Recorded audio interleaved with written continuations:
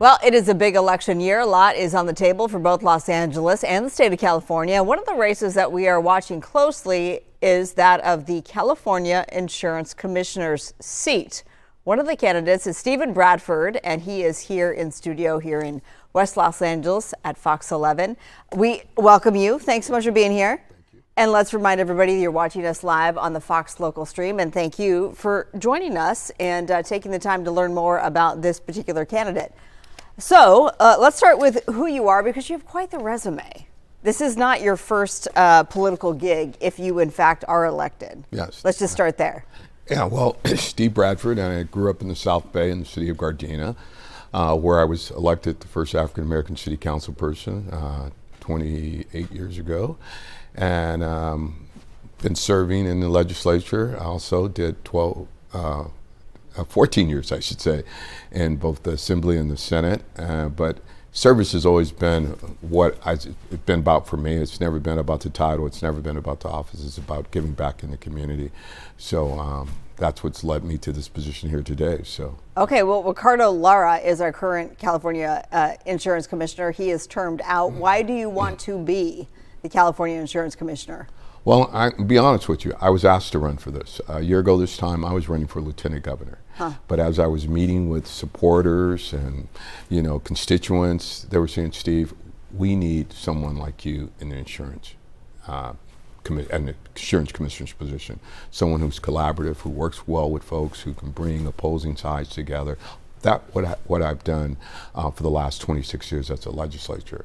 And the more I start talking with folks, they says, the building and construction trades, the people who build our infrastructure, encourage me to do this. Like I say, constituents, colleagues, even. But do you want to do this? But here's what I'm saying. And it's always been about work for me. It's always been about service. And so when I saw that and I thought about it and I gave it a whole lot of thought and prayer, I said, yes, I'm up for it. I happen to. This is like a full circle moment for me, because it was insurance that led me to run and get elected in Gardena. Gardena started its own municipal insurance company in 1993. Sounded good on paper, but 4 years later, the city was on the brink of bankruptcy. They owed $27 million to the Sumitomo Bank, and our employees didn't had any raises in 5 years. We were no money in the bank, and so we had to fix that problem. So here I am today, willing to fix this problem here. So it's always been about work for me. What do you think the number one problem is right now facing the California Insurance Commissioner? Much of the delay in approvals and delays in companies approving claims. We have to expedite this. Things are moving far too slow. And I want to make sure that those 1,400 employees in the Department of Insurance have the tools and resources they need also, because many times they're ignored. And these are the folks who do the work every day. So I want to make sure that the Department of Insurance is modernized so they can have all what they need, but also have a more collaborative relationship with the insurance industry, because it doesn't exist right now. It's kind of like a finger pointing blame game that's going on. And in order to stabilize this market, it has to be, you have to bring folks in the room. You have to be collaborative, because we want a vibrant insurance market. And vibrant insurance market will give consumers better choices, more choices, I should say, and it creates more competition. So we need greater competition, because without competition, we're going to have a monopoly, and consumers won't have a choice. Well, there's almost a monopoly now, because the largest insurance agency here, provider in California, is State Farm. There's a lot to unpack on your answer there. Let's just start with, for instance, I highlighted, I was out there in the Eaton fire zone, talked to an Altadena resident who lost their home. This was more than a year after the January 7th wildfires broke out. They still hadn't received payment from State Farm. LA County launched an investigation into State Farm because they had so many complaints from consumers regarding delays. How do you speed up the process? Again, internally making sure we have the tools necessary to investigate these companies and understanding why they are delaying, why they're not selling these claims, or why they're denying them. So doing a deep dive and finding out if it's not justified, we will fine these companies. We will penalize these companies, because we can do that. So I think we have to use the carrot and the stick at the same time. But right now, it's just a delay on the insurance companies, and we want to do a complete deep dive and investigation. They're going to have to justify why it's taking a year to 15 months to pay a claim. Right. It makes absolutely no sense especially for consumers who have been paying their premiums on time for years, for decades. Why now, when they need it, the insurance companies know where to be found? Okay, so it sounds like you agree with this LA County investigation that was launched. You talk about the importance of competition. How do you bring back insurance companies?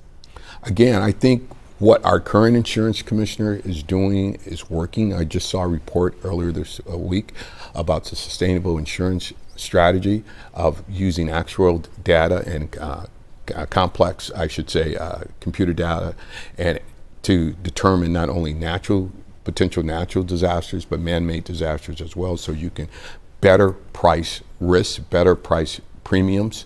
That is working. I just saw a report that says that there's been a decrease in enrollment in the FAIR plan, almost a 25% decrease in the last couple of months of folks not migrating over to the FAIR plan, as well as increased writing in some of those risk areas by the domestic carriers. So again, it's not going to be a magic wand to do it overnight, but I think it's going to take work, it's going to take commitment, and these companies want to be here. Again, we're the third largest insurance market in the world. They want to be here, but we have to make sure that they're fair to the consumers. Well, you've said that you want to hold these insurance companies accountable. How do you strike that balance, though, between protecting consumers without driving insurers out of the state? Like we've done it, I chaired utilities, both in the Assembly and the Senate. It required me to work with the PUC. It required me to work with the investor-owned utilities and consumer groups, and we were able to get utility rates reduced. We were able to pass low-income solar program, the first in the nation. So bringing folks in the room and being collaborative and working things out. I mean, no, it's not the end of a conversation. It's just the beginning of a conversation. And so we're too quick to walk away and not want to sit down, because many times we go in with our minds already made up to what we want versus it's two sides to every story. So I have to understand what it is that's going to incentivize these companies to stay here. One of the things that you folks don't like to hear, but we're here in this position mainly because Prop 103 has worked the way voters intended it to do. Remind us what Prop 103? Prop 103 was passed in 1988. It was designed, one, to create an elected insurance commissioner and to suppress rates. And it has done that. But in the last 38 years, home prices haven't been suppressed. Cars haven't been suppressed. Building materials and labor hasn't been suppressed. So it's a adjustment that needs to be made in the market. If Prop 103 wasn't in place, insurance rates in California would probably be 20 to 30% higher than what they are right now. So we're not the highest in the nation, despite California being the most expensive state. There's 19 other states that insurance rates are far higher than California. Now, were you an executive for SoCal Edison? I was a region manager in public affairs. I served there for 12 years. Okay, so for about a dozen years. So critics would say then we need a consumer watchdog who will be really just a nightmare for that industry, not a partner for them. So how can voters trust you to prioritize that? Look at my record. Look at my record for 26 years. I had oil in my district. I worked with them, and I voted with them, and I voted against them on things. I've had utilities, voted with them, voted against them. Tobacco, voted with them, voted against them. You need an adult in the room. So just to say no is not, the start of a conversation. I mean, they always want to say no. No, let's find a way to work in a collaborative manner. I did that with the utilities. I know what they do well, and I know what they do poorly. So I'm not here to defend them, but I'm not here to attack them. Same way with insurance. I know what they can do well, and I know what they do poorly, and let's work on the things that they do poorly and amplify those good things that they do. So a lot of people watching right now just aren't worried about disasters. They're worried also about affordability. That's a big issue, as we know. So should the state step in more aggressively and even consider something like a public insurance option for high-risk areas? I would caution against that. Again, as I stated, I started my career as elected office because the city of Gardena started their own public insurance. So been there, done that. Been there, done that. Sounds good on paper. I would look more of like a private-public partnership that you see across the country and in Europe on transportation and highways and things of that nature. Matter of fact, we started one in Gardena with our rubbish company. The rubbish company that exists right now was a public-private partnership started with the city of Gardena and a private entity. When I left the council, Gardena had the lowest trash rates in LA County.